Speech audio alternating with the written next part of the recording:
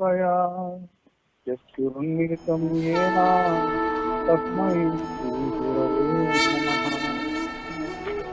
नमः। नमो विष्णुपादाय कृष्णपृष्ठाय भूतले श्रीमते वेदव्यासस्वामी नामिने। नमस्ते आचार्य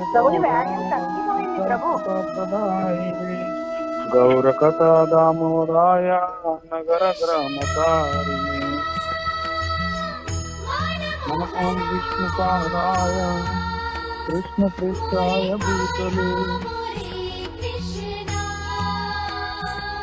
श्रीमते भक्तिवेदान्तस्वामी नामिने। नमस्ते पार्वती देवी गौरवाणी प्रचारिणे निर्विशेष शून्यवादी पाश्चात्य देशतारिणे। जय श्री कृष्ण चैतन्य प्रभु नित्यानंद श्री अद्वैत गदाधर श्रीवासादि गौर भक्त वृंदा। हरे कृष्णा कृष्ण कृष्ण हरे हरे हरे राम राम राम हरे हरे। ఈరోజు భగవద్గీత పదము హరే కృష్ణ ప్రభుజీ, కొంచెం వాల్యూమ్ తగ్గింది ప్రభుజీ, చాలా చెవులు రిక్కించుకొని వింటేనే వినబడుతుంది. ఫోన్ పెట్టి సౌండ్ పెట్టుకోండి మీరు. నేను ఫుల్ సౌండ్ పెట్టిన ఇక్కడ అందరికి వినపడుతుంది నా వాయిస్? వినబడుతుంది ప్రభుజీ, వినబడుతుంది.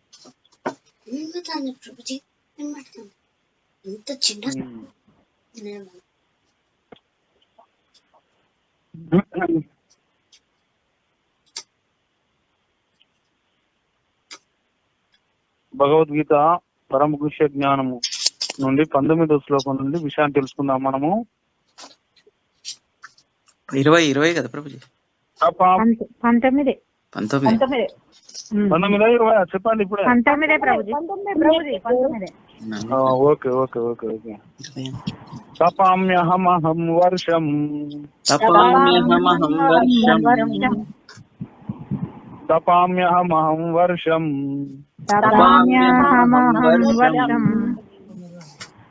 నిగృహ్ణామ్యుత్సృజామి చ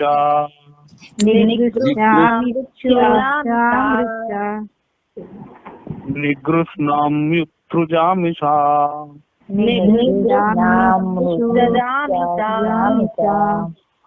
అమృతం చైవ మృత్యుశ్చ అమృతం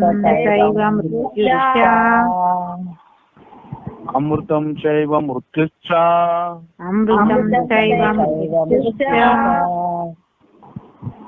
సదసచ్చాహమర్జున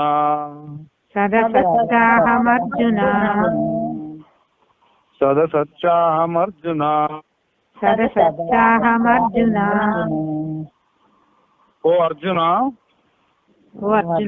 నేనే వేడినిస్తాను, నేనే వర్షమును ఆపుతాను,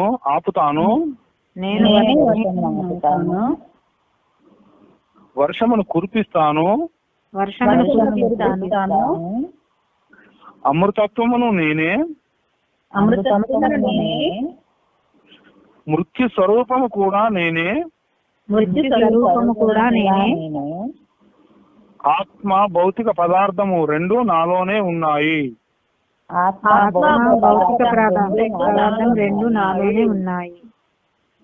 దీనికి భాష్యము ప్రతిపదార్థము జగద్గురు పూజ్య శ్రీ ఏసీ భక్తి వేదాంత స్వామి శ్రీల ప్రపాదుల వారి ద్వారా శ్రీల ప్రపాదికి జై.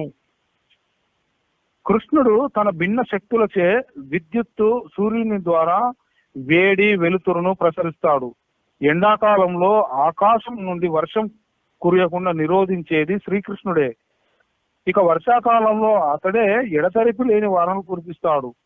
మన జీవన కాలాన్ని పొడిగిస్తూ మనలను పోషించే శక్తి శ్రీకృష్ణుడే. చివరకు శ్రీకృష్ణుడే మృత్యువుగా మనల్ని కలుసుకుంటాడు. శ్రీకృష్ణుని ఈ వివిధ శక్తులను విశ్లేషించడం ద్వారా అతనికి ఆత్మ అనాత్మ భేదం లేదని, అంటే ఆత్మ భౌతిక పదార్థం రెండు అతడేనని మనిషి నిశ్చయించుకోగలుగుతాడు. ఎందుకంటే కృష్ణ భక్తి భావన అభివృద్ధి చెందిన స్థితిలో మనిషి అటువంటి భేదాలు చూడడు. అతడు సమస్తంలో కేవలం శ్రీకృష్ణున్నే చూస్తాడు. ఇక్కడ మనం అర్థం చేసుకోవాలి. మరి కృష్ణుడు చూస్తాడు, మనం కృష్ణుడిని ఎక్కడ వెతకాలి? అది కూడా కావాలిగా మనకు. కృష్ణుడు మనల్ని చూస్తున్నాడు, మరి ఎక్కడ వెతకాలి ఆయనను మనము? ఫస్ట్ ఆ వెతకడం ఎక్కడో తెలుసుకోవాలి. ఆయనే ఎలా వెతకాలి, ఎలా దొరుకుతాడు మనకు అనేది అర్థం చేసుకోవాలి. ఫస్ట్ మనం ఎక్కడ ఇక్కడ అక్కడ అని అంతటా వెతుక్కుంటూ పోతే మ్యూట్ లో పెట్టుకోండి, ఎవరో డిస్టర్బ్ అవుతుంది. అక్కడ ఇక్కడ బయట వెతికినా సరే భగవంతుడు ఫస్ట్ మనము ఆత్మస్వరూపము పరమాత్మ స్వరూపంగా మనలోనే ఉన్నాడు అనేది ఫస్ట్ మనకు అర్థం చేసుకోవాలి. శ్వేతాస్వరూపని చెప్తుంది మనకు.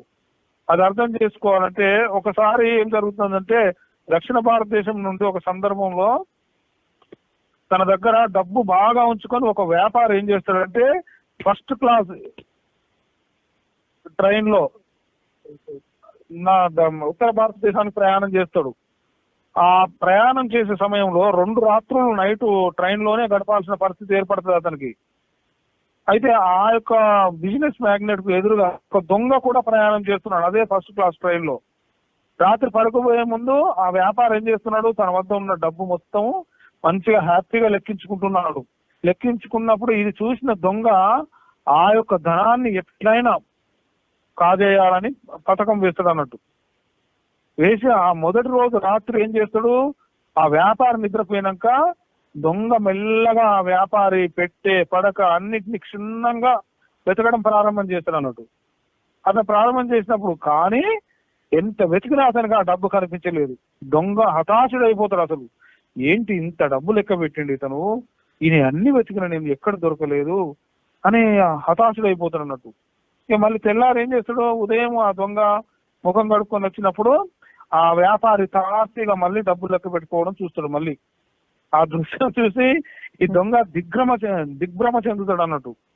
అయినప్పటికీ కూడా రైలు మళ్ళీ ఢిల్లీ చేరడానికి, ఉత్తర భారతదేశం చేరడానికి ఇంకా ఒక రోజు ఉంది కదా, ఈ నైట్ చూద్దాం ఈయన సంగతి అనుకుంటాడు. ఆ రాత్రి ఎట్లయినా ఈ యొక్క వ్యాపారి డబ్బును తస్కరించాలని డిసైడ్ చేసుకుంటాడు. ఆ దొంగ దృఢంగా నిశ్చయం చేసుకుంటాడు అన్నట్టు.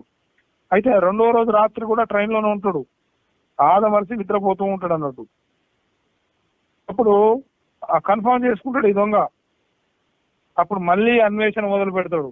ఎంత వెతికినప్పటికీ కూడా ఆ ప్రయత్నంలో ఆయనకు నిరాశ ఎదురవుతుంది. ఎవరికి? దొంగకు. అప్పుడు ఆ దొంగ ఆయన దురదృష్టాన్ని కసితీర తిట్టుకుంటాడు అన్నట్టు. ఎంత వెతికినా దొరకట్లేదు, ఏంటి నా పరిస్థితి అని తిట్టుకుంటాడు అన్నట్టు ఆ దొంగ. ఇక మళ్ళీ తెల్లారిన తర్వాత ఈ దొంగ కాలకృత్యాలు తీసుకోవడానికి వెళ్ళి వచ్చేస్తాడు అన్నట్టు. వచ్చేసరికి ఆ వ్యాపారి మళ్ళీ ఏం చేస్తున్నాడు, డబ్బులు లెక్కించుకోవడం మళ్ళీ కంటపడుతుంది అన్నట్టు. ఆ యొక్క సీన్ చూడడంతో ఈ దొంగకు పట్టరాని కోపం వస్తుంది అన్నట్టు. అప్పుడు వ్యాపారిని కొరకొరా చూస్తూ, మీరు ఈ డబ్బుని ఎక్కడ దాచి ఉంచారు, ఎంత వెతికినా నాకు కనిపించలేదు అంటాడు. అంటే ఆ ఉక్రోషం పట్టలేక. అప్పుడు ఆ వ్యాపారి అంటాడు నవ్వుకుంటూ, మందహాసం చేసుకుంటూ అంటాడు, నా డబ్బును నువ్వు కాజేయడానికి తప్పక ప్రయత్నిస్తావని నేను గ్రహించుకోవడంతో ఆ డబ్బును నీ తలగడ అడుగున పెట్టి ఉంచిన నేను. నీ వస్తువులను నువ్వు ఎట్టి పరిస్థితుల్లో చెక్ చేసుకో కదా, అది నాకు తెలుసు బాగా అని జవాబిస్తాడు ఆ బిజినెస్ మ్యాన్. అంటే ఇక్కడ మనకు అర్థమయ్యే విషయం ఏంటంటే, భగవంతుడు మన హృదయంలోనే కొలువుతూరు ఉన్నాడు పరమాత్మ రూపంలో, మనం ఆత్మస్వరూపమైనప్పుడు. కానీ బయట లేడు. బాహ్యంలో భగవంతుడి కోసం వెతకడం నిష్ప్రయోజనం. ఫస్ట్ మనలో ఉన్న అంతరాత్మ భగవంతుడు అనేది మనకు అర్థమైనప్పుడు, ఆయన ఎట్లా తృప్తి పడతాడని మనకు తెలిసినప్పుడు, మనం భగవంతుడు ఇచ్చిన దిశానిర్దేశంతో ఎట్లా ప్రతి అడుగు వేస్తాం, ఆనందిస్తాడు, అనుగ్రహిస్తాడని మనకు అర్థమైనప్పుడు, బయట అణువున భగవంతుడు మనకు కనబడుతూనే ఉంటాడు. అప్పుడు ఫస్ట్ మనలోనే మనకు ఏం లేదు శూన్యం అనుకున్నప్పుడు బయట ఎక్కడ చూడగలుగుతాం మనం భగవంతుని? అట్లా వెతకడం నిష్ప్రయోజనం అవుతుంది. అంటే మనం అంతర్ముఖులమై మనలో ఉన్న పరమాత్మను అర్థం చేసుకోవాలి, మనలోనే విరాజిల్లుతున్నాడనే విషయాన్ని మనం గ్రహించగలగాలి. అప్పుడు మనకు భగవంతుడు అనుగ్రహిస్తాడు, అణువును అనుగ్రహిస్తాడు అన్నట్టు. ఆ విధంగా మనం ప్రతి స్థితిలో కూడా శ్రీకృష్ణునే చూస్తాం మనం. అప్పుడు అంటే సమస్తంలో కూడా భగవంతుని చూడాలంటే ఫస్ట్ మనలో కూడా చూసుకోవాలి మనం ఫస్ట్ భగవంతుని. ఆ తర్వాత ఎక్కడ ఉన్నాం మనం? శ్రీకృష్ణుడే, ఇది ఎన్నోటి పారాగ్రాఫ్, శ్రీకృష్ణుడే భౌతిక పదార్థము ఆత్మ రెండు కూడా కాబట్టి సమస్త సృష్టులను కలిగిన బ్రహ్మాండమైన విశ్వరూపము కూడా కృష్ణుడే. బృందావనంలో వేణువును ఊదుతున్నట్టు ద్విభుజ శ్యామసుందరునిగా లీలలు దేవాది దేవుని లీలలే. ఈ శ్లోకంలో ఈ విషయాన్ని మనం ఇక్కడ తెలుసుకున్నాం. అయితే ఇంకా మనము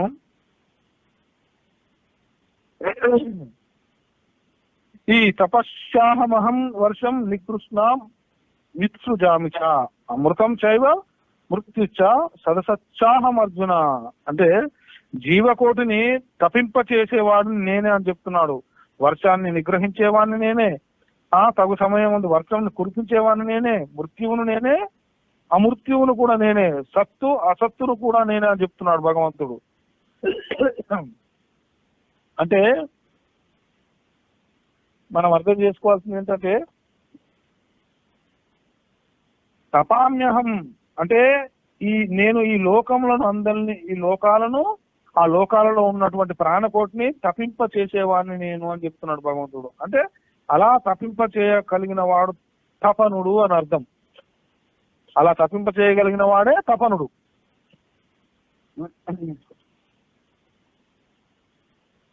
అయితే తపనుడు అంటే ఇంకొక అర్థం ఉంది. సూర్యుడు, సూర్య భగవానుడు ఏం చేస్తాడు? ఆయన వేడి కిరణాలతోటి, ఆ కిరణజాలంతో లోకాలను కూడా తపింప చేస్తూ ఉంటాడు సూర్య భగవానుడు. అహస్సు అంటే పగలు సమయంలో ఎండ వేడిమి ఎక్కువ అవుతుంది అన్నట్టు.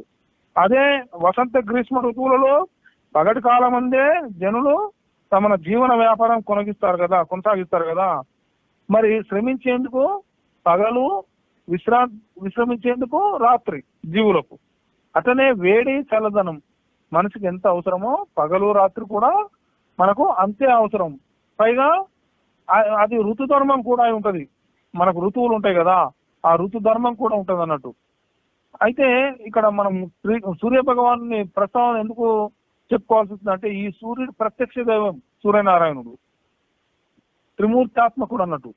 అంటే నాస్తికులకు, భౌతికవాదులకు అదొక మండే అగ్నిగోళంగా కనిపించవచ్చు, కానీ ఆర్య సంతతికి అంటే ఆధ్యాత్మిక మార్గంలో నడిచే వాళ్లకు ఆదిత్యుడు ఆరాధ్య దైవమై ఉంటాడు అన్నట్టు. అందుకే ఆదిత్యానాం అహం విష్ణు అని భగవంతుడు చెప్తాడు భగవద్గీతలో. అంటే పరమాత్మ భాస్కరుని కిరణజాల రూపంలో సాగర జలాలను ఆకర్షిస్తాడు అన్నట్టు. మండే వేసవి ఏదైతే ఉంటుందో అప్పుడు వర్షాలు ఉండవు. మరి భగవంతుడు ప్రగ్రహ నిగ్రహ వ్యగ్ర పదవ్యాచుడు అన్నట్టు. అంటే అనవసరపు సమయంలో ఆ వర్షధారలు పడకుండా నిగ్రహిస్తాడు. తాపంతో రగిలిపోయే దరిద్రకి సమస్త ప్రాణికోటికి దీన్నేమంటారు అమృత తుల్యమైన ఈ వర్షధారలతోటి అనుగ్రహిస్తాడు అన్నట్టు. అంటే వాగులు, వంకలు, చెరువులు, కాలువలు, నదులు పొంగి పొర్లి ఆనంద తాండవం చేస్తాయి అన్నట్టు. అప్పుడు అంటే అప్పుడు రైతులు ఉంటారు కదా, కృషి ఫలిస్తుంది అన్నట్టు. ప్రాణకోటికి దాహార్తి, ఆకలి ఉపశమిస్తాయి అన్నట్టు. అప్పుడు జనులు ఎట్లుంటారు? సుఖ సంతోషాలతోటి పరమశించిపోయే స్థితి అన్నట్టు. జీవజంతు జాలం కూడా అట్లనే. అంటే తాపాలను కలిగించేవాడు తపనుడు. తపోశమనం అంటే వర్షం ద్వారా కలిగించేవాడు ఇంద్రుడు అన్నట్టు. అంటే పరమాత్మకు మరొక పేరు ఇంకోటిది ఏంటిది? అపాం నిధి. అంటే నీటికి అధినాథుడు అని అర్థం అన్నట్టు అపాం నిధి అంటే. అట్లనే ఆదిత్యునికి ఇంకొక పేరు ఉంటది, పూషః. అంటే ఏంటిదా ఆ పేరు అర్థము? పోషకుడు అని అర్థం ఆదిత్యుని పేరు. అంటే ఇట్లా భగవంతుడు సర్వదేవతా స్వరూపుడైన అమృతమూర్తి అనే విషయాన్ని మనం తెలుసుకోవాలి. భగవంతుడు సర్వదేవ స్వరూపుడైన అమృతమూర్తి అనేది మనకి ఎట్లా తెలుస్తుంది? ఏ జ్ఞానం లేకుండా మనం ఇంట్లో కూర్చుండి సాంగత్యం లేకుండా మనంతటా మనమే తెలుసుకోగలుగుతాం అంటే తెలియదు. ఇది మనకు ఫస్ట్ సాంగత్యం కావాలి. భగవంతుడు అమృతమూర్తి ఎట్లా అవుతాడు? అమృత స్వరూపుడు ఎట్లా అవుతాడు? అమృత అమృత వపు అమృతాం సద్భవ అజరా అమరహ అవినాశి అమృత్యు అని భగవంతుని నామాలు ఉంటాయి అన్నట్టు. మరి సాంగత్యంలోకి వెళ్ళాలంటే ఆ సాంగత్యం యొక్క మహిమ ఎలాంటిదని చెప్తున్నాడు ఇది గోస్వామి తులసిదాసు. ఈ యొక్క సత్సంగ మహిమను గురించి చాలా చెప్తున్నాడు అద్భుతంగా. సాధు స్వర్గ అపవర్గ సుఖదర్శ తులా ఏకాంగ తూలన తాహి సకల మిలిజో సుఖ లవ సతసంగ అని చెప్తాడు. అంటే నాయన హనుమంతుడు చెప్తున్నాడు, హనుమంతుని దగ్గరికి అనుగ్రహం కోసం వెళ్ళి, ఈ స్వర్గము సుఖము మోక్షము సత్సంగంతో సరిరావని జ్ఞాన విభక్తుడైన నీ దర్శన భావంతో తెలుసుకున్నాను స్వామి అని హనుమంతుడి దగ్గర వేడుకుంటా ఉంటానట్టు గోస్వామి తులసిదాసు గారు. అంటే హనుమంతుని గూర్చి వివరించి చెప్తాడు అన్నట్టు. ఒకానొక కల్పంలో సత్సంగ మహిమే గొప్పదని వశిష్ఠ మహాముని అంటే తెలుసు కదా, శ్రీరామచంద్రుని గురువు, కులగురువు వశిష్ఠ మహాముని. మరి ఏది గొప్ప అంటున్నాడు? సత్సంగ మహిమే గొప్పది అంటున్నాడు వశిష్ఠ మహాముని. కాదు తపశక్తే గొప్పదని ఇంకో మహర్షి అంటున్నాడు. ఎవరైనా విశ్వామిత్ర మహర్షి అంటున్నాడు. ఇట్లా వాళ్ళిద్దరికి వాదాపవాదాలు జరుపుతున్నారు అన్నట్టు. అంటే వాళ్ళు ఏం చెప్తున్నాడు? వశిష్ఠుడు ఏం చెప్తున్నాడు? సూర్యవంశానికి గురువు. మరి విశ్వామిత్రుడు సృష్టికి ప్రతి సృష్టి చేసిన మహానుభావుడు. అలాంటి వారు సత్సంగం యొక్క మహిమను గురించి తర్క వితర్కాలు జరుపుతున్నప్పుడు ముల్లోక సంచారి అయినటువంటి నారద మహర్షి అక్కడికి రావడం తటస్థిస్తాను అన్నట్టు వస్తాడు. అట్లా అప్పుడు ఏం చేస్తాడు? ఆ మహర్షులు ఇద్దరు కూడా వాళ్ళ యొక్క వాదోపవాదాలు నారదుడికి వినిపిస్తారు. తర్వాత ఏం చేస్తాడు? నారద, నువ్వు బ్రహ్మదేవుడికి మానసపుత్రుడివి కదా, మరి మా వాదోపవాదాలను సునిశ్చితంగా పరిశీలించి మా సంశయం నివృత్తి చేయాల్సిందంటూ ఆ మహర్షులు ఇద్దరు కూడా ప్రార్థిస్తారు. వారి ప్రార్థన విని నారదుడు కొద్దిసేపు ఆలోచించి దరహాసవదనంతో చెప్తాడు. ఏమని చెప్తాడు? మహర్షులారా, మీ వాదోపవాదాలను బేరీజు వేసి పరిష్కరించే సామర్థ్యం అయితే నాకు లేదు. అయితే మీ సమస్యను పరిష్కరించే వ్యక్తిని మీకు చూపగలను నేను అని నారదుడు ఒక మార్గం చూపిస్తున్నాడు. ఇక్కడికి సమీపంలో భూపారాన్ని వహిస్తున్న ఆదిశేషుడు ఉన్నాడు. ఆయన వద్దకు మనం వెళ్తే తన సహస్రముఖాలతోటి నానా విధాల ఆలోచించి ఈ మీ సమస్యకు చక్కని పరిష్కారం చెప్పగలుగుతాడు. మీకు సమ్మతమైతే ఆయన వద్దకు వెళ్దాం మనం అని చెప్తాడు నారదుడు. మరి నారదుడి సూచన మేరకు వశిష్ఠ మహర్షి విశ్వామిత్రులు అనుగ్రహించి అంతా కలిసి ఆదిశేషుడి దగ్గరికి వెళ్తారు అన్నట్టు. ఆదిశేషుడి దగ్గర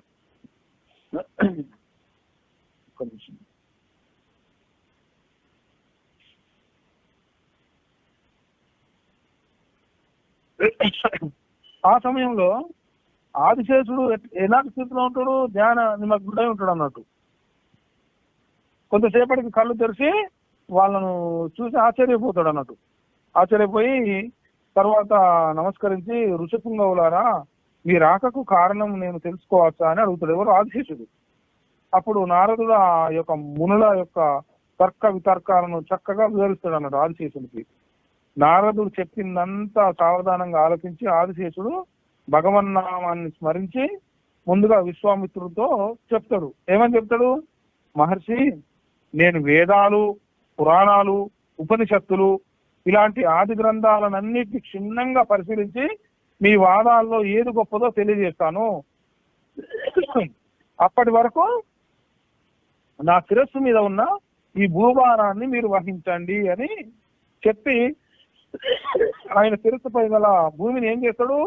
విశ్వామిత్రుడి శిరస్సు మీద ఉంచుతాడు అన్నట్టు.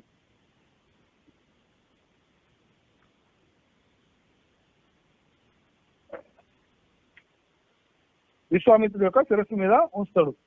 విశ్వామిత్రుడు 1000 సంవత్సరాలు తపస్సు చేసిన శక్తి ప్రభావంతో అరక్షణం మాత్రమే ఆ భూభారాన్ని మోయగలుగుతాడు. ఎంతసేపు? అరక్షణమే. 1000 సంవత్సరాల తపస్సు శక్తితోటి. అప్పుడు ఆదిశేషుడు వశిష్ఠునితో అంటాడు, మహర్షి, నేను శాస్త్ర సారం పరిశీలించి చెప్పే వరకు మీరు ఈ భూభారాన్ని వహించండి అంటాడు. ఎవరు? ఆదిశేషుడు వశిష్ఠ మహర్షిని. అప్పుడు వశిష్ఠుడు ఏం చేస్తాడు? ఆదిశేషుని సత్సంగంతో తనకు కలిగినటువంటి పుణ్య ఫలాన్ని నమస్కరించి, చూడు ఇక్కడ అర్థం చేసుకోండి, సత్సంగం ఎవరితోటి? భక్తుల వైష్ణవ సత్సంగం అన్నట్టు. వాళ్ళతోటి కలిగిన సత్సంగంతో కలిగిన పుణ్యఫలాన్ని నమస్కరించి ఆ యొక్క మహర్షి తన చేతిలో ఉన్న దండాన్ని భూమికి ఊతగా నిలుపుతాడు. అంతే, జస్ట్ ఆయన దండమే అలవోకగా ఆ భూభారాన్ని వహిస్తుంది అన్నట్టు. అక్కడ జస్ట్ కర్ర దండం. ఆదిశేషుడు ఆయనకు ఉన్నటువంటి శాస్త్ర ముఖాలతో చెప్పకనే అనుభవపూర్వకంగా సత్సంగ మహిమను గురించి ఆ మహర్షులు ఇద్దరికి తెలియజేస్తాడు. అంటే సమస్య పరిష్కారాన్ని పరోక్షంగా చూపించండి అక్కడే. అంటే పరసవేదిని ఆశ్రయించినటువంటి ఇనుము కూడా ఎట్లయితే బంగారంగా మారుతుందో, రత్నాలు బంగారంతో పొదగబడినప్పుడు వాటి విలువ ప్రకాశం ఇనుమడిస్తాయి అన్నట్టు. మట్టిలో ఉన్నంత కాలం కూడా బంగారము మణిమాణిక్యాలు విలువను సంతరించుకోలేవు కదా. అట్లనే అదేవిధంగా సత్సంగం అనే సమాజం అంటే భక్తుల సాంగత్యంలో నిత్యము మనం ఎప్పుడైతే ఉంటామో అప్పుడు ఆ భక్తుల సాంగత్యంలో చేరిన దుర్మార్గులు సైతం కూడా పరివర్తన చెంది రాణించడం మనం ఎరిగిన విషయమే కదా. అట్లనే పరమశివుని ఆశ్రయించినటువంటి సర్పాలు, విష సర్పాలు కూడా శివునితో పాటు పూజింపబడడం మనం చూస్తున్నాం కదా. అట్లనే దుర్మార్గులు కూడా సత్సాంగంలో సాధు పురుషుల భక్తుల సాంగత్యాన్ని ఎప్పుడైతే కోరుకుంటారో, ఆ స్థితిలో ఉంటారో, ఆ సాంగత్యంలో పాల్గొంటారో, దుర్మార్గుల్లో మనస్సు వాచ కర్మన పరివర్తన వచ్చి సాధు జీవిగా మారిపోతాడు. ఆ విధంగా దివ్య స్థితిని పొందగలుగుతాడు ఆ యొక్క దుర్మార్గులు కూడా. ఈ యొక్క విష సర్పాలు ఎలా అయితే పూజింపబడుతున్నాయో అలా మారుతుంది పరిస్థితి అనేది మనకు చెప్పకనే ఇక్కడ చెప్పింది అన్నట్టు. అంటే రామచంద్ర మహాప్రభువును ఆశ్రయించినటువంటి వానరము, భల్లూకము ప్రభుతులు ఇట్లాంటివన్నీ కూడా ఎట్లా ధన్యులైపోయారు వాళ్ళంతా. వానర రూపం ఉన్న ఆంజనేయ స్వామి, భల్లూక రూపంలో ఉన్న జాంబవంతుడు. అట్లనే మనకు అర్థమయ్యాల్సిన విషయం ఏంటంటే సత్సంగత్యే నిస్సాంగత్యం, నిస్సంగత్యే నిర్మోహత్వం, నిర్మోహత్వే నిశ్చలతత్వం, నిశ్చలతత్వే జీవన్ముక్తి. భజ గోవిందం భజ గోవిందం గురువిందం భజ మూఢమతే. మూఢమతలమైన మనము ఈ యొక్క గోవిందుని భజించడం అనేది ఫస్ట్ మనం తెలుసుకోవాలి. అప్పుడు మనం ఉద్ధరించబడతాం. భగవంతుడు అమృత స్వరూపుడు అనేది మనం అర్థం చేసుకున్నాం అన్నట్టు. అంటే ఈ విధంగా భగవంతుడు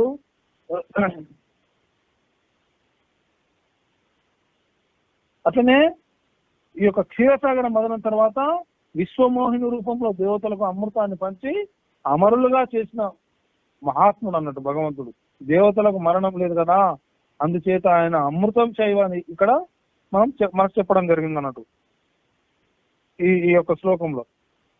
అంతేకాదు ఇక్కడ ఆత్మ సాక్షాత్కారం పొందిన జ్ఞానులు ఎవరైతే ఉంటారో, భక్తులు ఎవరైతే ఉంటారో, భగవాను పొందిన ప్రతి ఒక్కరికి కూడా జనన మరణ చక్రం నుండి తప్పించే మహోపకారి కాబట్టి తాను కూడా అమృతమూర్తి అయి ఉన్నాడు భగవంతుడు.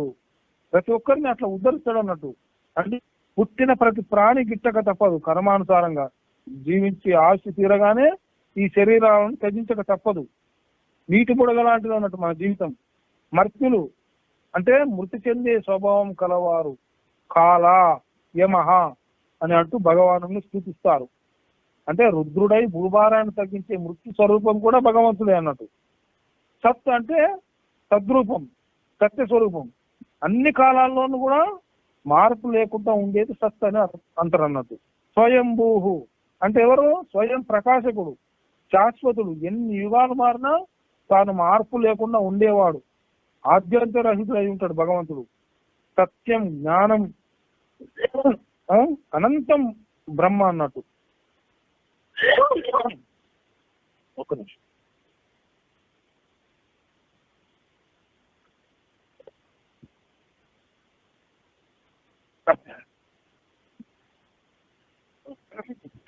భగవంతుడు అన్ని లోకాలకు, అందులోని సమస్త ప్రాణికోటిని బీజం అవ్యయం ప్రాణ ప్రదాతగా కొనియాడబడిన వాడు అన్నట్టు భగవంతుడు. అంటే ఆత్మ అంటే పరమాత్మ అణువు మొదలుకొని బ్రహ్మాండం వరకు కూడా అంతటా వ్యాపించిన ఆది కారణం అన్నట్టు భగవంతుడు. సత్యాన్ని కీర్తించబడేవాడు కాబట్టి అఖండ సచ్చిదానంద స్వరూపం, త్రికాల సత్యం అన్నట్టు. ఆత్మ అనేది సత్తు, అనాత్మ పదాలన్నీ కూడా అసత్తు. అంటే శాశ్వతంగా ఉండేది కావనేది అర్థం కావాలి మనకు. అంటే మన్ను అనేది సత్యం, అంటే రకరకాల రూపాలలో ఉన్న వాటిని ఏమంటారు? కుంభాలు. కుంభాలు అంటే కుండలు. అసత్తు. బంగారం సత్యం, బంగారంతో చేయబడే ఆభరణాలు మళ్ళీ మళ్ళీ మారుతుంటాయి అక్కడ, కాబట్టి అసత్. అసత్ అంటే మార్పు చెందేది, అంతటా వ్యాపించిన చైతన్యం అంటే పరమాత్మ సత్తు. అంటే భగవంతుడు నిమిత్త మాత్రుడుగా ఉండి సృష్టించిన ఈ జగత్తు అసత్తు. సత్తు నుండి పుట్టిందే. అసత్ కూడా మళ్ళీ లయమయ్యేది కూడా అన్నట్టు ఆ పరమాత్మలోనే కనుక లయమైపోతుంది కనుక సత్తు అసత్తు రూపాలు రెండు నేనే అంటున్నాడు భగవంతుడు.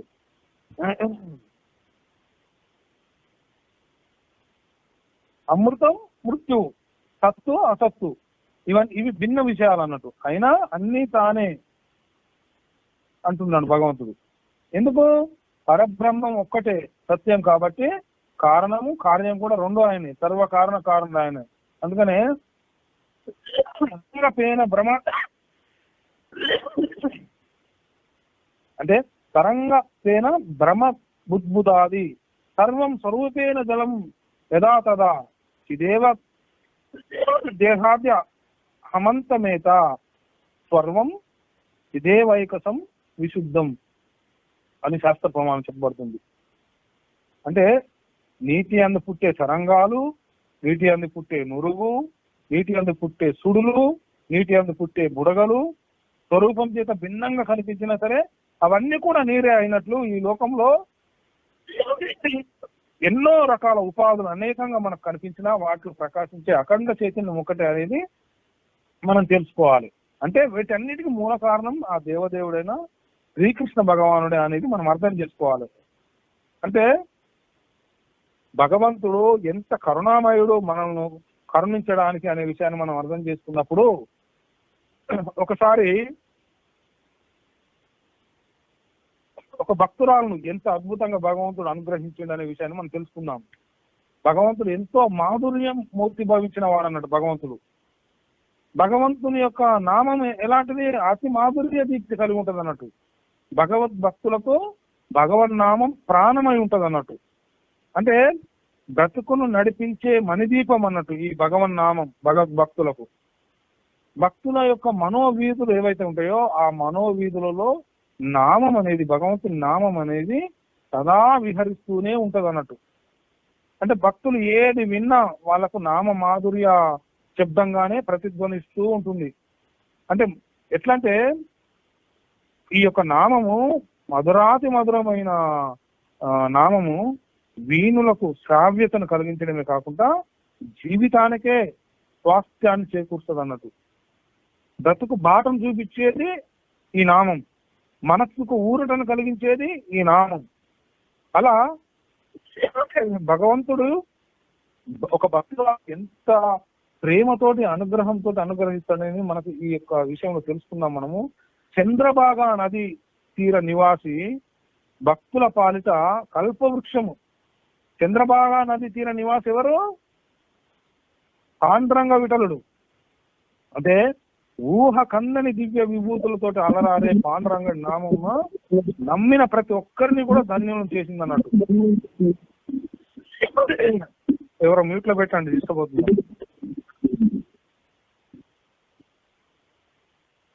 మధురమైన ఈ యొక్క నామామృతాన్ని పానం చేసి ఎందరో స్వర్గధామం అలంకరించింది అన్నట్టు. అంటే నామ మహిమ వర్ణనాతీతం అన్నట్టు. ఆ యొక్క దివ్య నామ స్మరణ చేత సాక్షాత్తు భగవంతుడితో సంభాషించిన భక్తులు, భగవంతుడితో క్రీడించిన భాగవతోత్తములు, ఆ పరమాత్మ చేత గృహ కృత్యాలు ఇంట్లో పనులు చేయించుకున్న భక్త సాధ్వీమనులు ఎంతో మంది ఉంటారు అన్నట్టు. అంటే భగవద్భక్తిని నిరూపించిన సత్పురుషులు పాండురంగుని యొక్క భక్త విజయంలో అడుగడుగున దర్శనం ఇస్తారన్నట్టు ఈ యొక్క పాండురంగ లీలా మహత్యాలలో. అంటే ప్రేమామయుడైనటువంటి భగవంతుని అపారమైన కరుణా కటాక్షమే భక్త విజయానికి పునాది.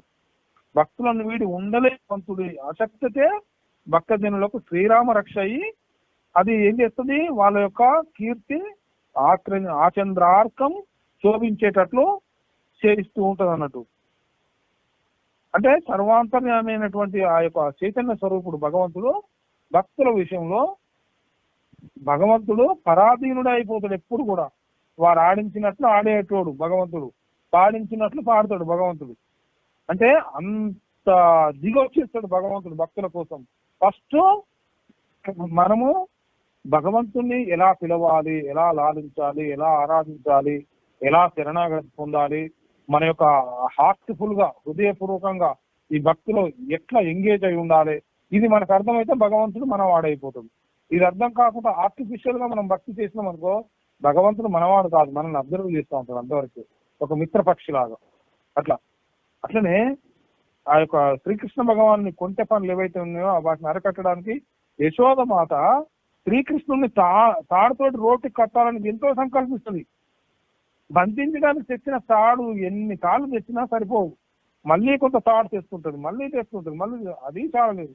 ఇలా చాలా సార్లు తెచ్చి ప్రయత్నించి విఫలమై అల్లిపోతుంది అన్నట్టు. యశోదాదేవి ఆ నిస్సహాయ స్థితిని చూసిన భగవంతుడు వెంటనే ప్రేమతో తనకు తానుగా ఆమెకు లొంగిపోతాడు అన్నట్టు. అంటే అఖిలాండ కోటి బ్రహ్మాండం అంతా కూడా తనలోనే విడుచుకున్న ఆ యొక్క భగవంతుడు బ్రహ్మాది దేవతలు తనను శిరసా వహించి విధేయులై ఉన్నా సరే భగవంతుడికి తాను సర్వశక్తి సంపన్నుడు అయినప్పటికీ కూడా తన కోసం జీవించే భక్తులకు లొంగిపోతాడనేది ఈ సత్యాన్ని చాటి చెప్తుంది మనకు. ఇది అర్థం చేసుకోవాలి ఫస్ట్ మనం. అంటే పరమ పావనుడైనటువంటి పావనమైనటువంటి ఈ యొక్క వేదభూమి ఏదైతే ఉందో ఈ వేదభూమిలో ఎందరో భక్తులు ఈ సత్యాన్ని వాళ్ళ జీవితాల ద్వారా మనకు నిరూపించిండ్రు.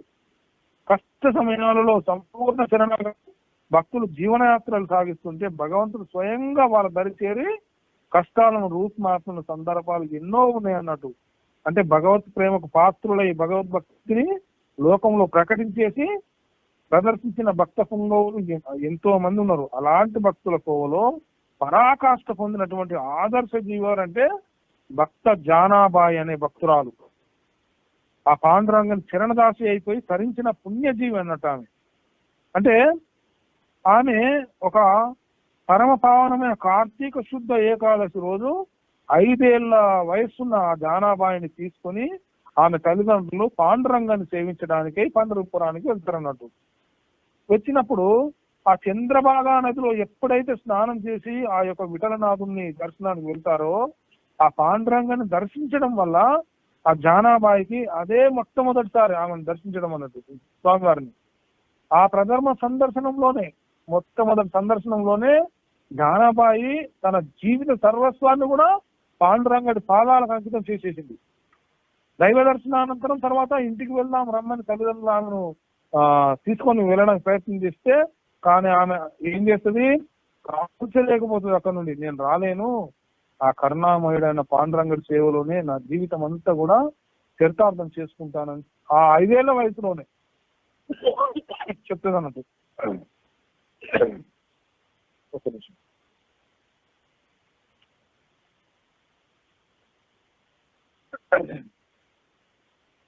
ఆ తల్లిదండ్రులకు నేను రాలేనని చెప్తుంది అన్నట్టు. అంటే ఆ తల్లిదండ్రులు వాళ్ళ యొక్క ప్రయత్నాలన్నీ చేసి విఫలం కావడం చేత చేసేది లేక ఆ యొక్క 5 ఏళ్ల వయసులో ఉన్న జానాబాయి భక్తురాలని ఆ ఆలయంలోనే వదిలి తల్లిదండ్రులు మళ్ళీ తిరిగి ప్రయాణమై వెళ్ళిపోతారు అన్నట్టు. అప్పుడు ఒక మహాభక్తుడు భక్తాగ్రేసరుడు ఎవరు, నామదేవుడు. ఆ తర్వాత అతడు భక్త తుకారాంగా జన్మ తీసుకుంటాడు అన్నట్టు. నామదేవుడు భక్తుడు, మహాభక్తుడు అన్నట్టు. ఒకరోజు ఆలయంలో సంకీర్తన ముగించి ఇట్లా వెళ్ళిపోతూ జానాబాయి భక్తురాలను చూస్తాడు అన్నట్టు, తటస్థిస్తాడు అన్నట్టు. అప్పుడు ఆ యొక్క బాలిక ప్రసన్న వదనంలో ఆ గోచరించే భక్తి ప్రపత్తులను చూస్తాడు ఈ నామదేవుడు. చూసి ఆ యొక్క ప్రపత్తులన్నీ ఇతన్ని ఆకట్టుకుంటాయి అన్నట్టు. ఆమెను గురించి వివరాలు తెలుసుకుంటాడు అడిగి. అప్పుడు ఆమె చెప్తుంది అన్నట్టు, ఏమని, నా పేరు జానాబాయి గురుదేవా, పాండురంగుడు నా తండ్రి, నా తల్లి రుక్మిణీదేవి, మీరే నా గురుదేవులు, నన్ను కాపాడి దారి చూపించండి అంటూ ఆ యొక్క నామదేవుడి పాదాల మీద వాలిపోతుంది అన్నట్టు ఆ 5 సంవత్సరాల బాలిక. ఆమె యొక్క మాటలు, ఆమె పలుకులను చూసి విని అమితానందం పొందుతుంది అన్నట్టు ఆయన నామదేవుడు. ఆమెను లేపి వెంట పెట్టుకొని ఆయన ఇంటికి తీసుకెళ్లి ఆయన తల్లి గుణాబాయి ఆమె పేరు, ఆమెకు అప్పచెప్తాడు అన్నట్టు ఈమె. అట్లా ఉన్నప్పుడు ఒకసారి రాత్రి పెద్ద గాలివాన వస్తుంది. గాలివాన వచ్చి అప్పుడు నామదేవుడి ఇంట్లో అందరు గాఢ నిద్రలో ఉంటారు. గాఢ నిద్రలో ఉన్నప్పుడు ఆ గాలివాన ఉధృతికి నామదేవుడి యొక్క ఇంటి పూరి కప్పు పైని ఎగిరిపోతుంది గాలికి, ఏముండదు అక్కడ ఇక. అప్పుడు ఈ యొక్క జానాబాయి భక్తురాలు చిన్నపిల్ల రూపంలో అక్కడ ఆ స్థితిలో 5 సంవత్సరాల వయసులో అక్కడే ఉంటుంది అన్నట్టు. గాలికి ఎగిరిపోతుంది అన్నట్టు. ఎగిరిపోయినప్పుడు పైన కప్పు ఏమి లేదు కదా, ఓపెన్ అయిపోతుంది. అప్పుడు ఆ సమయంలో వెంటనే పాండురంగడు స్వామివారు ఆయన యొక్క సుదర్శన చక్రాన్ని ఆ ఇంటి మీద గొడుగులాగా అంటున్నట్టు చెదిరిపోయిన ఇంటి కప్పును బాగు చేస్తూ ఉన్నాడు. ఎవరు బాగు చేసేది? రామదేవుడు కాదు, సాక్షాత్తు పాండురంగ విఠలుడే ఆ యొక్క ఇంటి కప్పును సరి చేసుకుంటూ అన్ని దగ్గర సర్దుతా ఉంటాడు. అసలు ఈ అద్భుత దృశ్యాన్ని చూసిన అటువంటి ఈ యొక్క భక్తురాలు బాల్య స్థితిలో ఉన్న జానాబాయి ఎంతో ఆనంద పరవశరాలైపోతుంది. భగవంతుడే స్వయంగా సుదర్శన చక్రాన్ని అడ్డు పెట్టడం ఏంటి, ఆయనే గుడిసె కప్పుకుంటూ పైన వచ్చేయడం ఏంటి అని ఆనంద పరవశరాలైపోతుంది అన్నట్టు. ఇక్కడ మనకు ఒక సందేహం రావచ్చు, సంశయం ఏంటి అంటే, అదే నామదేవుడి పట్ల భగవంతుడికి అంతటి ప్రేమ ఉన్నప్పుడు ఆ కూరికప్పును బాగు చేయడం ఎందుకు, ఆ పరిస్థితి ఎందుకు? తలుచుకుంటే భగవంతుడు సుందరమైన ఒక భవంతినే ప్రసాదించవచ్చు కదా ఆయనకు అన్నప్పుడు ఆధ్యాత్మిక సమాధానం మనకేం లభిస్తుంది అంటే, భగవంతుడు కరుణామయుడు, భక్తులకు అష్టైశ్వర్యాలు కూడా ప్రసాదించవచ్చు. కానీ భగవంతుడు వాళ్ళను అలాంటి అష్టైశ్వర్యాలు ప్రసాదించి ప్రాపంచిక తాపత్రయంలో పడత్రోయడము అస్సలు ఆయనకు ఇష్టం ఉండదు భగవంతుడికి. ఇది అర్థం చేసుకోవాలి ఫస్ట్. మనం ఇంత భక్తి చేస్తాం, భగవంతుని అంతా కొలుస్తాము, మనకు భౌతిక స్థిర సంపదలు భోగభాగ్యాలు ఇవ్వట్లేదని మనం ఎప్పుడు తప్పించద్దు, బాధపడద్దు. మనకు ఎందుకు ఇవ్వడు భగవంతుడు? మనకు ఏదైతే మనకు స్థిర సంపదలు ఇస్తాడో, మళ్ళీ మనకు భౌతికమైన తాపత్రయంలో ప్రాపంచిక తాపత్రయంలో పడిపోతే నా భక్తుడు నాకు దూరం అయిపోతాడు, నా భక్తులు నాకు అస్సలు దూరం కావద్దు, నాతోటే ఉండాలి భక్తులు, ఈ అన్ని బంధాలను మెల్లమెల్లగా తెంచేసి ఆర్థిక భౌతిక ఇట్లాంటి బంధాలన్నింటినీ తెంచేసి ఇతన్ని శాశ్వతంగా ఈ భక్తురాలు నా దగ్గరికి తీసుకోవాలని భగవంతుడు అంతర్గత సంకల్పం ఉంటుంది అన్నట్టు. భగవంతుడికి మనకు కావాల్సిన సంపాదిస్తే ఏమైతే మనము ప్రాపంచిక తాపత్రయంలో పడిపోతాం, మనం భగవంతుని భక్తికి దూరం అయిపోతాం మనం. అందుకనే మనకు భగవంతుడు ఎంత ఇచ్చిండో అంతలోనే తృప్తి పడుతూ ఈ జీవితాన్ని భగవంతుని మార్గం వైపు మనము కనెక్ట్ చేసుకొని ఉంచుకోవాలన్నట్టు. ఇది మనం అర్థం చేసుకున్నంత కాలం భక్తిలో ఎదగడం అనేదే ఉండదు అసలు మనకు. ఇంకొకటి మనం అనుకుంటాం, నేను ఇంత భక్తి చేస్తా, నేను ఇంత అనుగ్రహంగా ఉంటా, ఇన్ని రకాలుగా చేస్తా ఉంటా, ఎంతో మందికి ఎన్నో సంపదలు ఇచ్చిన భగవంతుడు నాకు ఎందుకు ఇస్తలేడు అని అనుకుంటా ఉంటాం మనం. అది ఫస్ట్ తప్పుడు ఆలోచన. మనకు ఎంత ఇచ్చిండో, ఎంత స్థితిలో ఉన్నామో మనకి ఇది చాలు, ఆ తృప్తి అనేది ఉండాలి ఫస్ట్ భక్తులకు. అది మనం అర్థం చేసుకోవాలి. అందుకనే ఈ యొక్క ప్రాపంచిక తాపత్రంలో పడతోయడం భక్తులను భగవంతుడు అసలే ఇష్టం ఉండదు. కాబట్టి భగవంతుడు ఏం చేస్తాడు, భక్తుడు ముఖ్య అవసరాలు మాత్రమే తీరుస్తూ ఉంటాడు. ముఖ్య అవసరాలు ఏమై ఉంటాయి భక్తుడికి ఏమి, కొంచెం ప్రసాదం తీసుకొని కొంచెం నిల్వ నీడ ఉండి భక్తుల సాంగత్యంలో ఉంటే చాలు, నన్ను కనెక్ట్ అయి ఉండి నా దగ్గరికి వచ్చేస్తాడు భక్తుడు అని భగవంతుడు ఆలోచిస్తూ ఉంటాడు. అందుకే భక్తుడికి కేవలం కావాల్సిన ముఖ్య అవసరాలు మాత్రమే తీరుస్తూ భక్తి ప్రపత్తులు పెడత్రోవ పట్టకుండా రక్షిస్తూ కనికరిస్తాడు భగవంతుడు మనందరినీ కూడా. ఇది అర్థం చేసుకోవాలి ఫస్ట్ మనం. అంటే భక్తుల్ని పరిశుద్ధిని గావించిన పరిశుద్ధత చెందింప చేసి చివరికి తన చెంతకు తీసుకుంటాడు అన్నట్టు భగవంతుడు. మరి భక్తుడు పరిశుద్ధుడు కావాలంటే ఈ యొక్క ప్రాపంచిక తాపత్రయాలలో పడిపోయి దానిలో కొట్టుమిట్టాడుతుంటే ఎప్పుడు పరిశుద్ధుడు అవుతాడు భక్తుడు? అందుకని అవన్నీ తగ్గించుకుంటూ వచ్చేసి మనం శాశ్వతమైన దివ్య లోకానికి తీసుకెళ్లిపోతాడు, గోలోకానికి. ఇది మనకు ఈ యొక్క మానవ జన్మలోనే మనకు కావాల్సింది ఏదైతే ఉంటుందో అది ఇస్తాడు భగవంతుడు మనకు. అలా అంటే కాలం ఇట్లా సాగుతున్నప్పుడు ఒక రోజు ఏమవుతుంది, ఆషాఢ శుద్ధ ఏకాదశి రోజు నామదేవుడి గృహానికి ఎవరెవరు వస్తారు?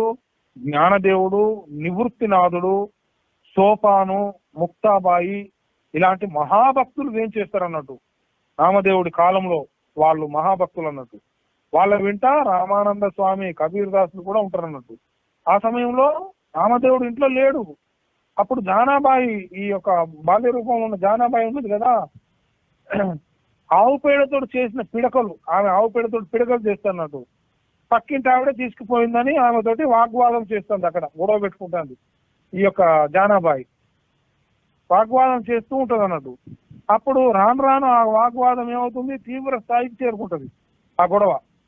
ఈ సన్నివేశాన్ని చూస్తున్నటువంటి ఆ భక్త శిఖామణులు ఉన్నారు కదా, వీళ్ళందరూ వచ్చిన వాళ్ళు, ఆశ్చర్యంలో మునిగిపోతారు అన్నట్టు. అప్పుడు కబీర్ దాసు చొరవ చేసుకొని ముందుకు వచ్చి ఏమంటాడు, అమ్మా జానాబాయి, నువ్వు పొరుగింటి ఇల్లాలు ఇద్దరు కూడా ఈ పిడకలు తయారు చేశారు కదా, వాళ్ళు ఆమె నువ్వు ఇద్దరు కలిసి, మరి అలాంటప్పుడు ఆవిడ తీసుకెళ్లిన పిడకలు నువ్వు చేసినవని ఎలా చెప్పగలవు అని అడుగుతాడు. ఎవరు? కబీర్ దాస్ అడుగుతాడు. అప్పుడు జానాబాయి చెప్తుంది, ఏమని చెప్తుంది, మహాత్మా, వాస్తవాన్ని గ్రహించగల మహిమాన్వితులు మీరు, న్యాయం ఎవరిదో మీరే దయచేసి తేల్చి చెప్పండి. నేను చేసిన పిడికలు చేసేటప్పుడు నా ఆరాధ్య దైవమైన పాండురంగని నామాన్ని జపిస్తూ చేసిన కదా నేను చేసిన పిడకలను చెవి వద్ద ఉంచుకొని ఆలకించండి స్వామి మీరు. ఆ పాండురంగని నామాన్ని వినిపింపజేస్తాయి ఆ పిడకలన్నీ కూడా. అట్లనే కబీర్ దాసు ఏం చేస్తాడు, ఆ యొక్క పిడకలను తన చెవి వద్ద పెట్టుకుంటాడు అన్నట్టు. జానాబాయి చేసిన పిడకలు శ్రావ్యంగా పలుకుతున్నాయి, పాండురంగ పాండురంగ పాండురంగ అంటూ ఆ దివ్య నామాన్ని గానం చేస్తున్నాయి. ఇవి పిడకలు, ఆ జానాబాయి చేసిన పిడకలు. ఆ సంఘటనతోటి జానాబాయి భక్తి ప్రపత్తులు ఎంత సమన్వితమైనవి అనేది కబీర్ దాసు ఆయనతో వచ్చిన ఆ భక్తులందరూ గ్రహిస్తారు అన్నట్టు. పరవశులైపోతారు. వాళ్ళ కళ్ళ నుంచి ఆశ్రువులు ధారలు పడతాయి అన్నట్టు. అంతటి భక్తురాలు చూడు ఎంత డెడికేషన్ తోటి భగవంతుని భక్తి చేస్తుంది ఈ యొక్క జానాబాయి అని ఎంతో అనుగ్రహంగా ఆ యొక్క జానాబాయికి అనుగ్రహ వచనాలు ఇస్తారు వాళ్ళు.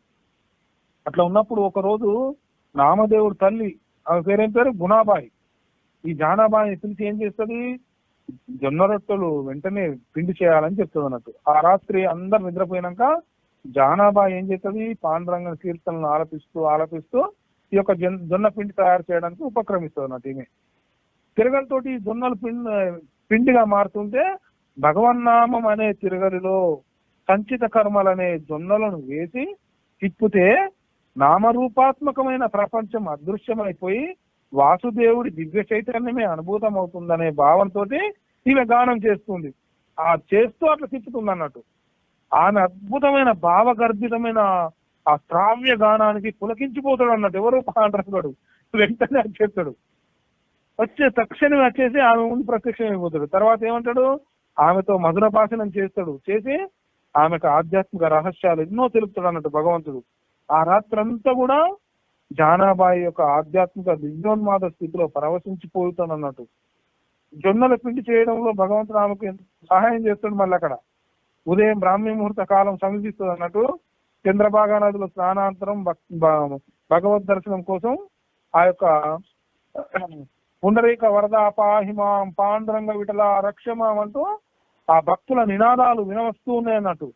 అప్పుడు ఈ యొక్క భక్తురాలు చెప్తుంది జానాబాయి, స్వామి భక్తులు మీ యొక్క దర్శనార్థం ఆలయానికి వెళ్తున్నారు, ఇక మీరు ఇక్కడ ఉండడం భావ్యం కానే కాదు, వెళ్ళి భక్తులను కరుణించండి అని పాండురంగాన్ని జానాబాయి వేడుకుంటుంది అన్నట్టు. అప్పుడు అంటే పిండి విసిరే సమయంలో తిరగలి పక్కనే ఉంచిన స్వామివారి ఆభరణాలు పీతాంబరం అక్కడే వదిలేసి జానాబాయి కప్పుకొని పాత దుప్పటిని పైన వేసుకొని పాండురంగడు హడావుడిగా ఆలయంలోకి వెళ్ళిపోతాడు అన్నట్టు.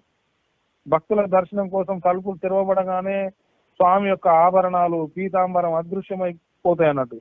వాటి స్థానంలోనే చినిగిపోయి రంధ్రాలు పడ్డ నల్లటి దుప్పటి కనిపిస్తుంది అన్నట్టు ఈ జానాబాయి. ఆ దృశ్యాన్ని చూసి భక్తులు పూజారులు దిగ్భ్రమ చెందుతారు అన్నట్టు.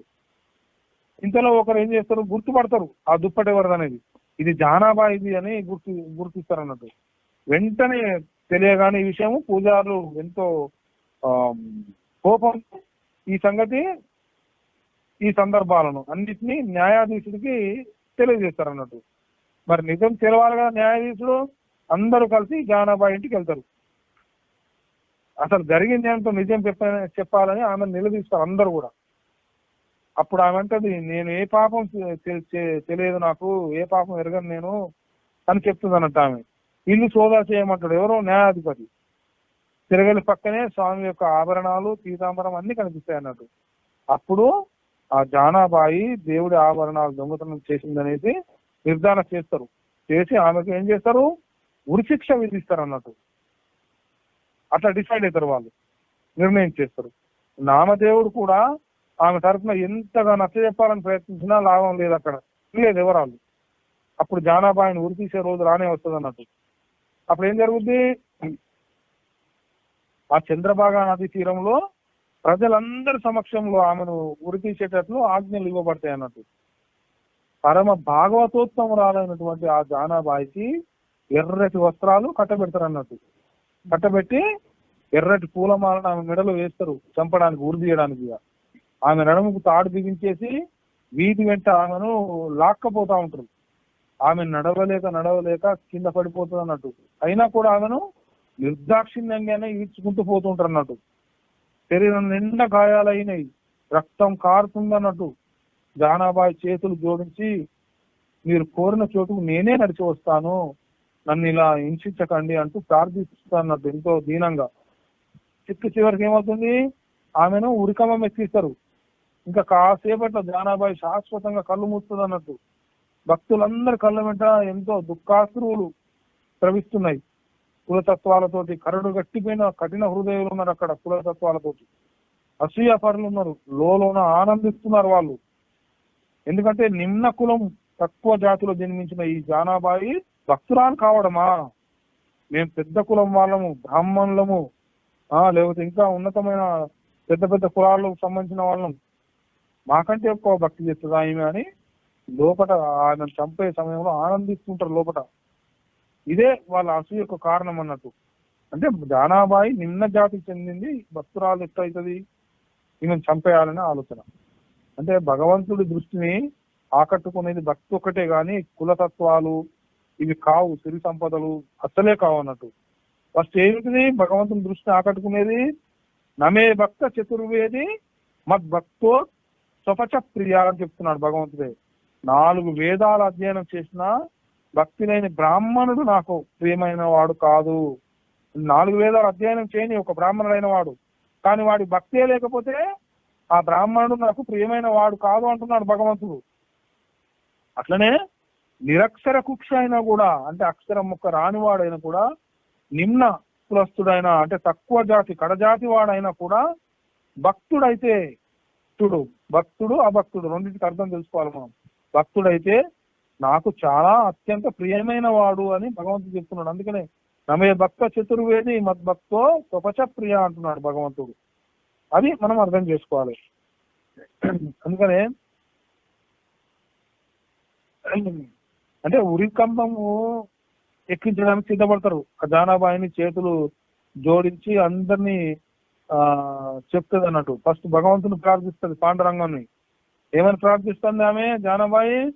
హే పాండురంగ విఠలా, నువ్వు సత్య స్వరూపుడవు, నీకొక్కడికే నిజానిజాలు తెలుసు తండ్రి, నేను దొంగనా తండ్రి, చెయ్యని నేరానికి నాకు ఎందుకు ఇంత విధించావు తండ్రి, నా ఇంటి పనులు నీ చేత చేయించుకున్నానని కోపం వచ్చిందా తండ్రి నీకు? నువ్వు ఏ పని చేయనవసరం లేదని, నీ దర్శన భాగ్యమే మహాప్రసాదం అని ఎన్నో సార్లు ప్రార్థించాను కదా తండ్రి నేను నా స్థితిని చేతగాంతనాన్ని నువ్వు చేయుతుగా ఉంటానని నీ అంతటా నువ్వే చేసేవాడివి కదా, నేనేం చెప్పలేదు కదా, నేను బలవంత పెట్టలేదు కదా, నా మీద కోపం వచ్చిందా తండ్రి అని అంతా తెలిసి ఈనాడు ఇంత ఘోరం జరుగుతుంటే కూడా నిమ్మకు నీరెత్తినట్లు చూస్తూ ఊరుకున్నావా కృష్ణ పాండురంగా? నువ్వు ఎవరివి? భక్తజన రక్షకుడివి నువ్వు. నువ్వే మా యొక్క మొరలు ఆలకించకపోతే ఇంకా మాకు దిక్కెవరు పాండురంగా? మృత్యువు నాకు భయపడే అంతటి బేలను కాను నేను. మృత్యు శాశ్వతంగా నన్ను నీ పాద సన్నిధికి చేరుస్తుంది కదా, ఆ విషయం తెలుసు నాకు. క్షణం సేపు ఆగి అక్కడ గుమికూడు ఉన్నటువంటి వేలాది మంది భక్తులను ఉద్దేశించి ఏమంటది ఈమె జానాబాయి? పరమ పవిత్రులారా, భక్తులారా, మీకు నా 100,000,000 ప్రణామాలు. మీరు దయతో నాకు వీడుకోలు ఇవ్వడానికి వచ్చారు, అందుకు నేను సదా మీకు రుణపడి ఉంటాను. చావు అన్నది చూడముచ్చటగా ఉండదు, కాబట్టి ఇక మీరు వెళ్ళండి, నా చావును మీరు చూడలేరు. పాండురంగని పాదదాసి నామదేవుల వారి పరిచారిక అయిన ఈ జానాబాయి కడసారిగా మీకు చేతులెత్తి నమస్కరించి ఒక సంగతి చెప్తుంది. పాండురంగుడు ఆశ్రిత జనరక్షకుడు, భగవన్నామమే మన జీవితానికి మార్గదర్శి, భక్తులై తరించండి ఇలా అంటూ ఆమె ధ్యాన నిమగ్నురాలైపోతుంది. ఇంకా చంపేయండి నన్ను అని ఉరి తీసే కార్యక్రమం మొదలైతుంది. జై జై పాండురంగ హరి, జై జై పాండురంగ హరి అని భక్తజనులు ఆనంద ఉత్సాహాలు చేస్తున్నారు. మరి క్షణంలో ఏమవుతుంది, ఆ యొక్క ఉరికంబ స్థానములు అదృశ్యమైపోయి దాని స్థానంలోనే పరిమళాలు వెదజల్లే పువ్వుల గుత్తులతో కూడిన లతలు అవతరిస్తారు. అక్కడ భక్తులందరూ కూడా జయ జయధ్వానాలు చేస్తారు. అసూయ పరులందరూ కూడా అవమానంతో తలలు దించుకుంటారు. ఎందుకంటే ఈ కడజాతి దాన్ని భగవంతుడు శిరస్సున పెట్టుకునే స్థితికి తీసుకెళ్లాడు కదా. భక్తులై ఉంటే చాలు, ఏ జాతి, ఏ ధనవంతులు, ఏ పేదవాడు అనేది కూడా భగవంతుడు చూడడు అనే దానికి నిదర్శనం అన్నట్టు ఇది. అంటే ఇది చరిత్రలో జరిగిన నిదర్శనం, ఇది వాస్తవమైన నిదర్శనం అన్నట్టు. ఆ విధంగా అసూయ పరులందరూ కూడా అవమాన భారంతో తలలు దించుకుంటారు అన్నట్టు. అక్కడ పాండురంగడి యొక్క అపార కృపాకటాక్షానికి ప్రేమాతిశయంతో పరవశించిన జనాలు జానాబాయి కళ్ళ వెంట ఆనందాశ్రువులు ధారలుగా ప్రవశించినాయి. అట్లా ఆ యొక్క భగవంతుడు భక్తులకు అనుగ్రహం ఆ విధంగా చూపించిండు. ఇది జరిగిన కొంతకాలానికి ఏమవుద్ది, ఒకరోజు పాండురంగడు ఏదో రాసుకుంటుండు. పాండురంగ స్వామి జ్ఞానదేవుడు వెళ్ళి, స్వామి ఏం రాస్తున్నారు అని అడుగుతాడు. అప్పుడు భగవంతుడు ఏం చెప్తుందంటే, జానాబాయి గానం చేసిన కీర్తనలు రాస్తున్నాను నేను అని పాండురంగడు జవాబు చేస్తాడు. ఆ జవాబుకు ఆశ్చర్యపోతున్నాడు. ఎవరు? జ్ఞానదేవుడు. అదేంటి స్వామి, వ్యాసుడు, వాల్మీకాదులు ఎంతో మంది ఉన్నారు కదా, నీ మహోన్నతంగా శ్లాఘించి రచనలు చేసి ఉన్నప్పుడు ఈ జానాబాయి కీర్తనలు మీకు రాయవలసిన అవసరం ఏమొచ్చింది స్వామి అని అడుగుతాడు. ఎవరు? ఈ యొక్క జ్ఞానదేవుడు. అప్పుడు చెప్తాడు భగవంతుడు ఏమని, జ్ఞానదేవ, జానాబాయి కీర్తనలు గానం చేసి వాటికి అనుగుణంగా మనుగడ సాగించే స్థితి అన్నట్టు. ఎప్పుడైతే వాటికి అనుగుణంగా మనుగడ సాగిస్తారో వాళ్ళు తప్పక నా పాద సన్నిధిని చేరుకుంటారు, ఇది నా శాసనం అంటూ పాండురంగుడు సెలవిస్తాడు అన్నట్టు. అంటే భగవంతుడు అనంత కృపకు పాత్రురాలైపోయి ఆమె తరించి ఇతరులు కూడా తరించడానికి తోవ చూపించినటువంటి మహాభక్తురాలు ఈ యొక్క భక్త జానాబాయి జీవిత చరిత్ర. అంటే భగవంతుడి యొక్క అనుగ్రహాన్ని పొందాలంటే జీవులు ఏ విధంగా భక్తిని చేస్తే, సాంగత్యంలో ఉంటే ఉద్ధరించబడతారు అనే దానికి ఇది ఒక మంచి ఉదాహరణ అయి ఉన్నది అన్నట్టు. ఈ విధంగా మనకు ఈ యొక్క శ్లోకం ఏదైతుందో ఈ శ్లోకం ద్వారా ఇన్ని విషయాలు మనకు తెలియజేయడం జరిగింది. అట్లే ఇంకా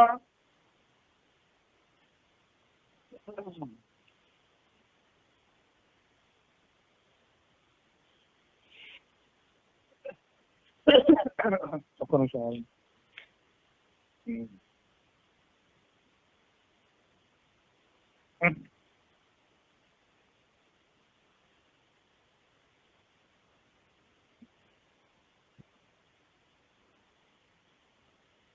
ఈ విధంగా భగవంతుడు మనకు ఈ యొక్క 4 శ్లోకాల ద్వారా విషయాలు చెప్పారని చెప్పుకున్నాం కదా మనం. 4 శ్లోకాల ద్వారా, ఈ 4 శ్లోకాల ద్వారా చెప్తున్న విషయాలలో మనకు మన పరంపరలోని గురుదేవులు శ్రీల విశ్వనాథ చక్రవర్తి ఠాగూర్ సారార్థ వర్షినిగా రాసిన భగవద్గీతలో విశ్వనాథ ఠాగూర్ చక్రవర్తులు చెప్తున్న విషయాలు ఇదే. వీటి కోసమే, ఈ శ్లోకాల కోసమే మనకు చెప్తున్నారు అన్నట్టుగా. అంటే ఇక్కడ ప్రశ్న ఏంటి, లోకులు కొందరు నిన్నే అనేక రకాలుగా ఎట్లా ఉపాసిస్తున్నారు, రకరకాలుగా ఉపాసిస్తున్నారు కదా లోకలు అనే దానికి భగవంతుడు ఆయన యొక్క విశ్వరూపత్వాన్ని భగవంతుడు ఈ యొక్క 4 శ్లోకాలలో మనకు వివరించింది అన్నట్టు. అంటే క్రతువుగా అంటే శ్రేష్టమైన అగ్నిష్టోమాదులుగా, యజ్ఞాలుగా అంటే స్మార్తమైనటువంటి వైశ్వదేవాదులుగా, ఔషధులుగా అంటే ఔషధుల వలన పుట్టినటువంటి అన్నం రూపంలో జీవులకు, తండ్రి వ్యష్టి సమిష్టి అంటే సర్వ జగత్ ఉత్పాదకం చేత తల్లి ఏమవుతుంది, జగత్తును తన కుక్షి అందు ధరించడం వల్ల దాత జగత్తును పోషించడం చేత పితామహుడు అంటే తండ్రి ఈ యొక్క సృష్టికర్త అయిన బ్రహ్మకు కూడా జనకుడు అవడం వల్ల వేద్యుడు అంటే తెలుసుకోదగిన వస్తువు అయి ఉన్నాడు భగవంతుడు. అది మనం తెలుసుకోవాలి ఇక్కడ. అంటే పవిత్రము అంటే శోధన వస్తువు, గతి అంటే అగఫలము, భర్త అంటే పతి, ప్రభు అంటే నియంత, సాక్షి అంటే శుభాశుభాలను చూసే మనం 3 రోజులు చెప్పుకుంటాం కదా ఈ 4 శ్లోకాలను. ఈ వీటి విషయాలను విశ్వనాథ చక్రవర్తుల వారు మనకు ఈ క్లారిటీ ఇస్తున్నాడు తన వాక్యాత రూపంలో. అంటే శరణము ఆపద నుండి రక్షించేవాడు, ఈ విధంగా సృష్టి సంహారము పాలన చేసేవాడు అన్నట్టు. ఇంకా ఏం చెప్తున్నాడు, అవ్యయము అంటే విషయాదుల వలె నాశనం లేనివాడు. అంటే ఇప్పుడు ధాన్యం ఏదైతే ఉందో ఈ అలాంటి విత్తనాల వల్లే నాశనం కాని బీజం అని అర్థం అన్నట్టు ఇక్కడ. ఆదిత్యుడై నేను ఎండాకాలంలో తప్పింప చేస్తాను, వర్షాకాలంలో వర్షాన్ని కురిపిస్తాను, ఒక్కొక్కప్పుడు గ్రహ రూపంలో వర్షాన్ని నిగ్రహిస్తాను అని చెప్తున్నాడు భగవంతుడు. అమృతం అంటే మోక్షం, మృత్యు అంటే మనకు సంసారం. మృత్యు అంటే సదా సత్, సదా అంటే స్థూల సూక్ష్మాలు, ఇవన్నీ కూడా నేనే అని భగవంతుడు ఆ విధంగా ఎవరైతే తెలుసుకుంటారో ఆ జ్ఞానంతో కలిసి విశ్వతోముఖుడైన నన్ను ఎవరైతే ఉపాసిస్తుంటారో వాళ్ళను అన్ని రకాలుగా నేను అనుగ్రహిస్తానని భగవంతుడు తెలియజేస్తున్నానంటూ. ఇది మనకు విశ్వనాథ చక్రవర్తుల వాళ్ళు అందించిన విషయం. ఇంకెవరికైనా ఏమైనా సందేహాలు ఉంటే చెప్పండి, మ్యూట్ నుండి బయటకు రండి. హరే కృష్ణ.